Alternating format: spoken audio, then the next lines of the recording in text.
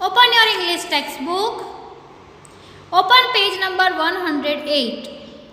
Activity 3. Read the following story. Gulliver in the Giant's Land.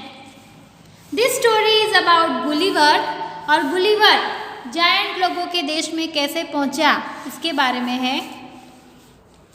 I am Gulliver a sailor. मैं Gulliver हूँ और एक seller हूँ. I have visited many strange islands. मैंने कई सारे अलग अलग और अनजान महाद्वीप की विजिट की है. Once I visited an island of dwarfs called Lilliput. एक बार मैंने ड्वार्फ मीन्स टाइनी मैन, जो टाइनी पीपल होते हैं, उनके आइलैंड लिलीपुट की विजिट की थी. I was a giant among the Lilliputians. मैं जो लिलीपुटियंस मीन्स लिलीपुट के लोग थे उन सब के बीच में एक बहुत बड़ा इंसान था. Then I landed on an island of giants where I was a dwarf. उसके बाद मैं एक ऐसे आइलैंड पे गया जो जायंट्स का आइलैंड था और वहाँ पे मैं सबसे छोटा आदमी था. वो लोग बहुत ही बड़े बड़े थे. Let me tell you about my experience about the island of giants. तो मैं आपको मेरे जायंट के आइलैंड्स के एक्सपीरियंस के बारे में बताता हूँ. I was trying to find a gap in the hedge when I discovered one of the giants in the next field walking towards the fence. Hedge means fence. मैं Hedges के बीच में एक गैप ढूंढने का प्रयास कर रहा था. वहाँ पे मैंने देखा कि एक जायंट है, वो चलकर अगले खेत की ओर जा रहा था. I was struck with fear and ran to hide myself. मैं डर के साथ उसे टकराया और उससे बचने के लिए भागने लगा. He called in a voice much louder than a trumpet. Trumpet means it is a musical instrument like a bugle. वो बगल के जैसा एक इंस्ट्रूमेंट होता है. Trumpet is a musical instrument. तो उस आदमी की आवाज़ ट्रम्पेट से भी बहुत ज़्यादा बड़ी थी. It sounded like thunder. और वो बहुत ही लाउड नॉइज के जैसे आवाज कर रहा था. 7 monsters like him came towards the field ready to reap. Next page. The corn. 7 बड़े बड़े मॉन्स्टर्स मीन्स जायंट उसके जैसे उस खेत में जो कॉर्न्स है उसे काटने के लिए आ रहे थे, उसे हार्वेस्ट करने के लिए आ रहे थे. They carried a reaping hook which was very big. उन्होंने reaping hook पकड़ा हुआ था जो बहुत ही बड़ा था. When one of the reapers approached where I lay hidden, I screamed as loud as I could. उसमें से एक जो रीपर्स थे उसमें से एक रीपर नज़दीक आया तो मैं जितना ज़ोर से चिल्ला सकूं उतना ज़ोर से चिल्लाया. The creature stopped reaping, picked me up between his thumb and forefinger and brought me close to his eyes 60 feet above the ground. उस क्रिएचर ने हार्वेस्ट करना स्टॉप कर दिया और मुझे अपने फिंगर्स और थंब के बीच में उठा लिया और ज़मीन से 6 फीट ऊपर तक उसकी आंखों के नज़दीक मुझे ले गया. He looked at me with curiosity and blew my hair aside to get a better view of my face. वो बहुत ही उत्सुकता के साथ मुझे देखने लगा और उसने फूंक मार के मेरे बालों को एक साइड हटाया जिससे कि वो मेरे फेस को अच्छी तरह से देख सके। He called his friends and gently placed me on the ground. उसने अपने फ्रेंड्स को बुलाया और मुझे बहुत ही आराम से नीचे ज़मीन पर रखा। The all sat on the ground to take a good look at me. वो सभी मुझे अच्छी तरह से देखने के लिए नीचे ज़मीन पर बैठ गए। I walked slowly backward and forward, pulled off my hat and made a low bow towards the farmers.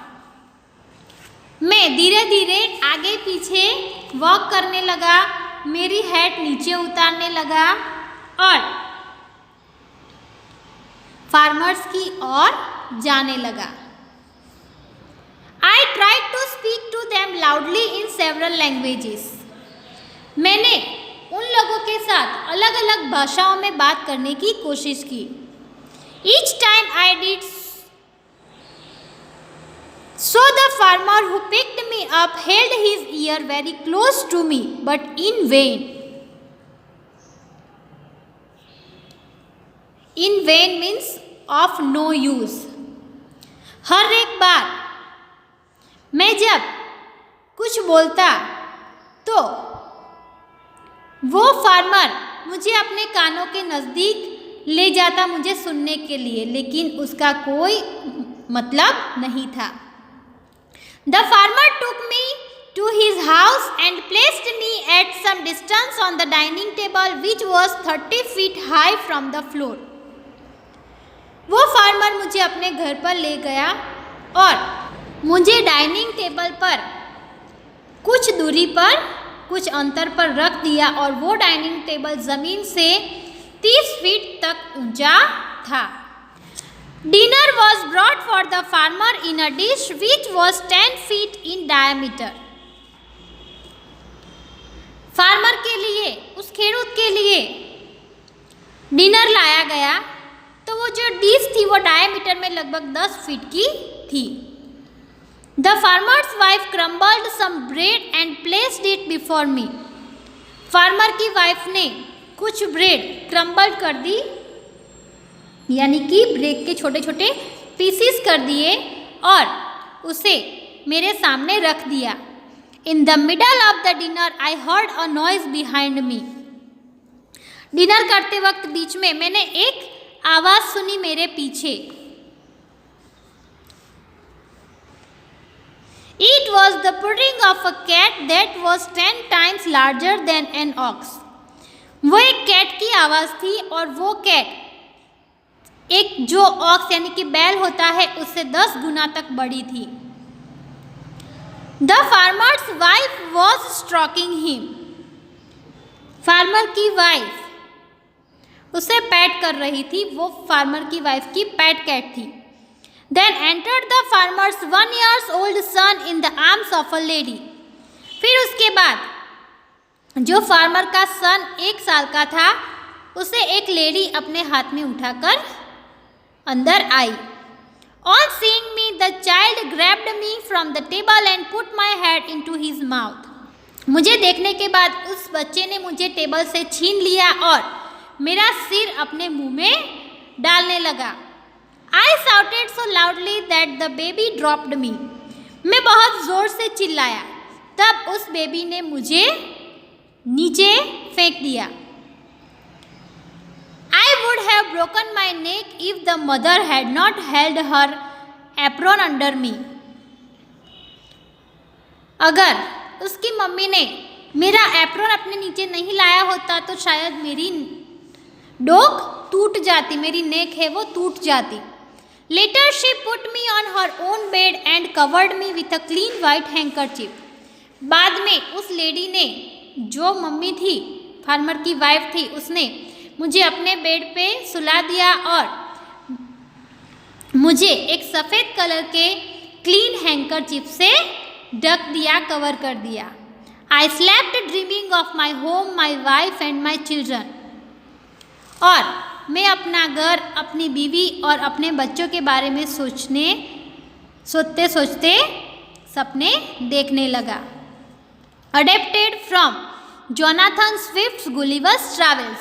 ये जोनाथन स्विफ्ट की एक बुक लिखी गई है गुलिवर्स ट्रैवल्स, उसमें से ये स्टोरी ली गई है। Here are the meanings of the words.